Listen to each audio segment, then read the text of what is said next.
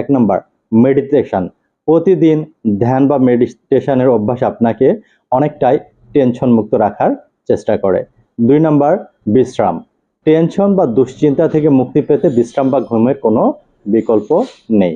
3 number গান শোনা, আপনার প্রিয় যে গানগুলো সেই গানগুলো আপনারা অবসর সময়ে বিশ্রামের সময় শুনতে পারেন।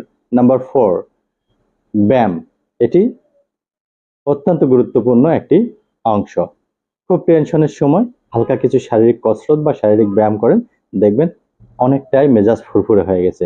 নাম্বার 5 ডায়েট এবং শখ, কিছু কিছু খাবার আছে যেগুলো আপনার উত্তেজনা লেভেল বাড়িয়ে দেয়, যেমন গরুর গোশত, ডিম, এগুলো অ্যাভয়েড করার চেষ্টা করেন আপনার জন্য, সবার জন্য না, শুধু আপনার জন্য।